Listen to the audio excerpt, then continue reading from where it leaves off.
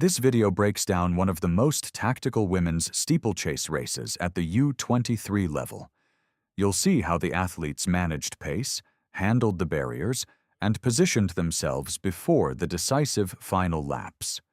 From early patience to late aggression, we analyze the key moments that shaped the race and determined the winner in a truly strategic battle. Introduce the crowd. We'll give you a lineup of all 15 athletes. Steeplechase from Ukraine, we saw just a moment ago. This is the European leader, Emily Muller. And on the inside, Aneta Konachek, the Pole. That's actually the 1, 2, 3 on the European list, the 23 list.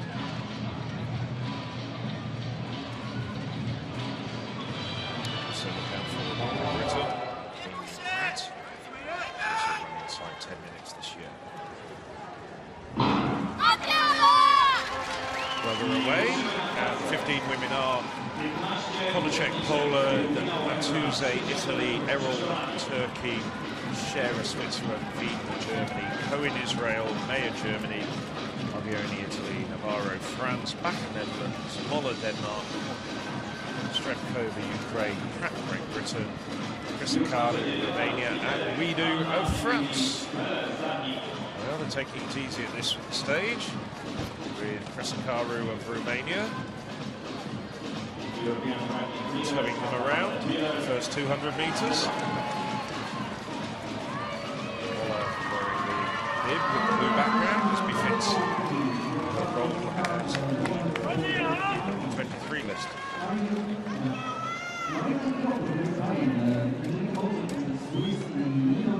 See there, third place at the moment, Amy Prent.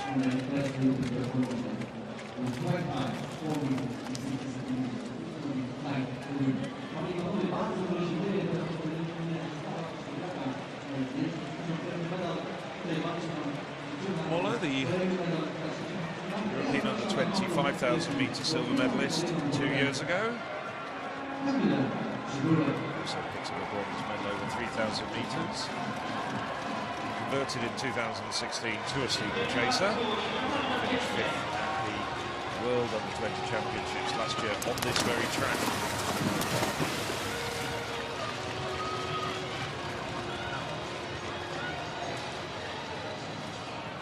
Well, she has run faster than the championship record of 9:36.14.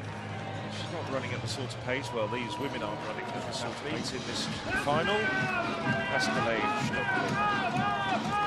well, we're back at the steeplechase.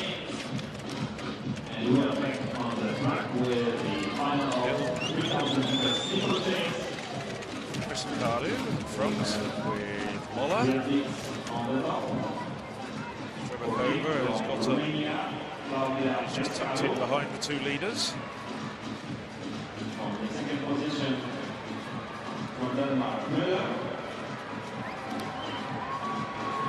Starting to be a bit of daylight between the leading three.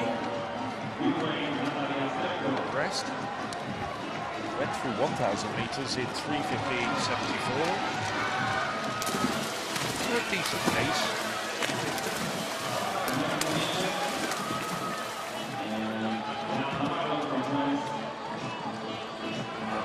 Concertina back together again, and Konachek has got up and closed the gap. Bydgoszcz in 5th place.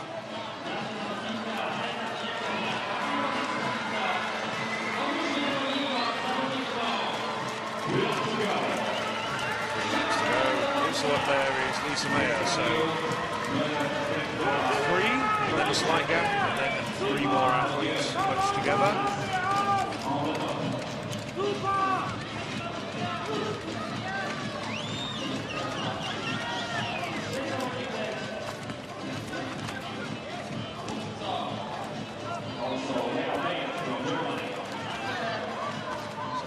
It's Romania, Denmark, Ukraine, France, Poland and Germany.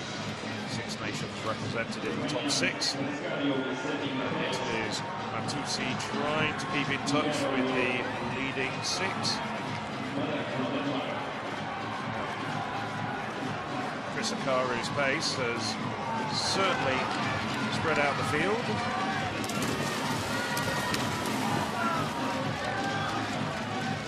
Tutsi's got up there, so it's now 7 athletes strung out. That's the leading group, and then a fair bit of daylight. Now Moller, well, 6:35.91, so a slower second kilometre.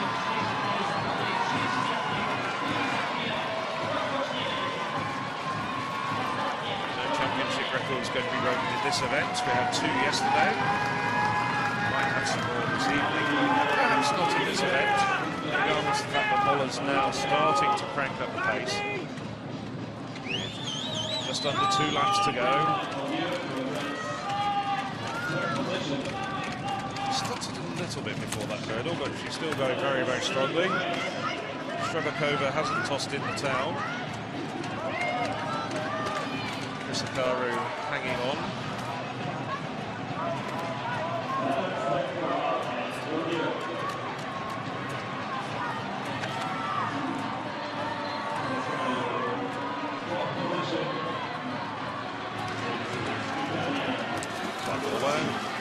Still leading the way. She goes over the water jump for the penultimate time. 500 metres to go.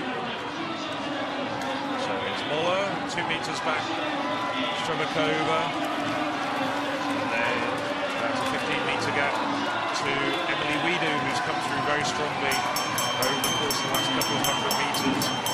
As Akaru starts to flag badly.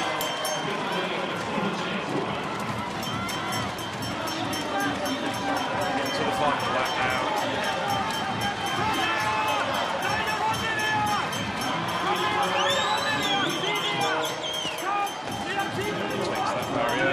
Very cleanly.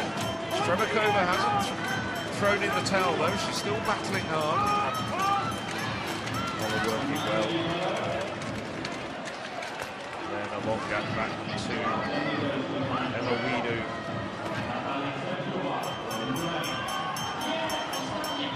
Wiedu rather climbed over that barrier, but she's still got a big gap over the rest of the field. Now Moller's a little change of gear, starting to pull away, and she can sense that the gold medal is in sight. She's coming into the home straight, 100 metres to go. Well, Steeplechase now hasn't got anything to respond to the Dane. And it's going to be Emily Moller takes the gold in the women's 3,000 metre steeplechase. Denmark first. It's Natalia Steeplechase from Ukraine second, and Emma Wiedu comes through for the bronze medal. As the rest of the field trails home.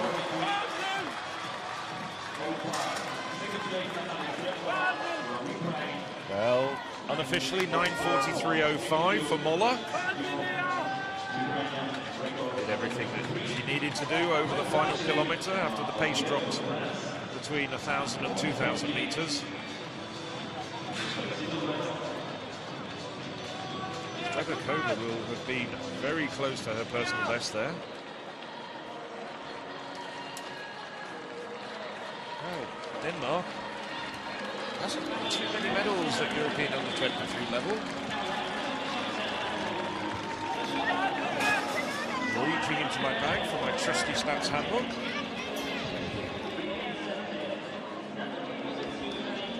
That was a very, very convincing win from Emily Moller, who just did everything right.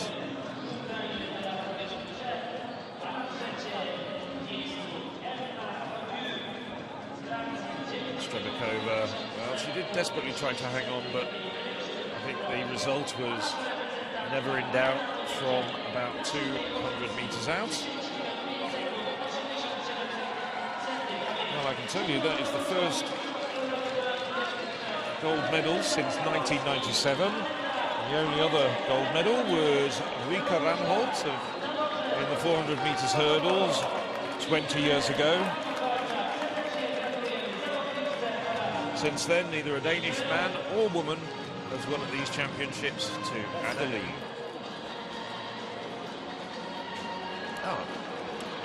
Well, we saw those momentarily before. Anna Emily Moller wins in 9:43.05. Natalia Strebkova, national under-23 record, 9:44.52. Wema Widu takes the bronze for France. And then three personal bests. Chris Akaru, the leader for much of the race, gets inside 10 minutes for the first time. Isabel Matuzzi, 5th place in 9:57.68. And Adva Cohen. The women's 3,000-meter steeplechase final at the 2017 European U23 Championships in Bydgoszcz unfolded as a masterclass in tactical racing, where patience, precision, and perfectly timed aggression defined the outcome. Entering the final, several athletes were closely matched on paper, with season's best performances hovering around the 10-minute barrier.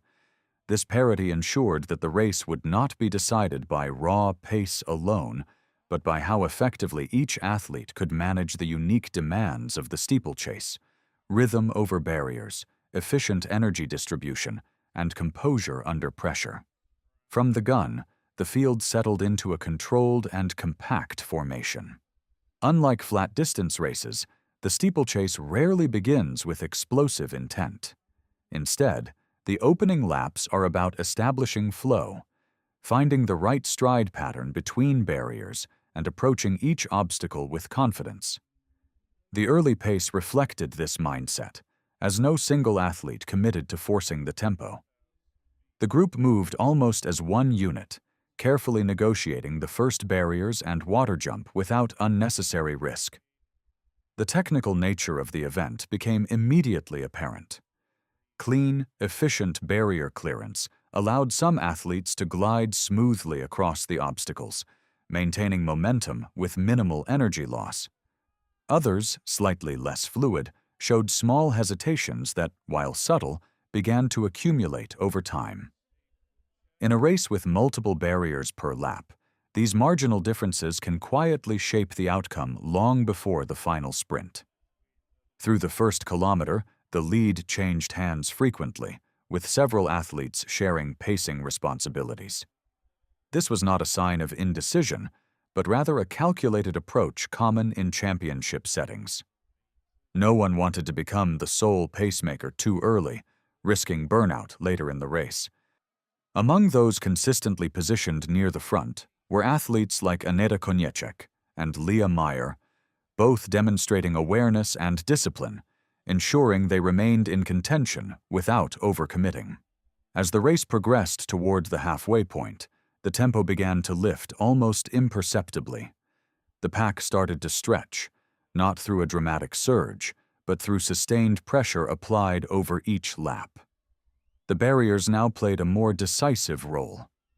Athletes with superior technique began to gain small but significant advantages after each clearance. Maintaining rhythm became increasingly difficult as fatigue slowly crept in, testing both physical conditioning and mental focus. The true turning point came just after the 2-kilometer mark. At this stage, the race transitioned from controlled positioning into a genuine test of strength. The leaders increased the pace, forcing a clear separation between those capable of responding and those who began to fade. The field fragmented, with a select group emerging at the front, each athlete now fully committed to the fight for medals. The water jump, in particular, became a defining feature in this phase. Unlike standard barriers, it punishes even the slightest technical error. The athletes who attacked it decisively, maintaining speed and balance, preserved their rhythm. Those who approached it cautiously or with fatigue lost critical ground. These moments, repeated lap after lap, compounded into visible gaps. With 2 laps remaining, the race had distilled into a contest of resilience and tactical awareness among the leaders. Every movement carried significance. Surges were tested, positions were defended, and each athlete had to decide when to conserve and when to commit.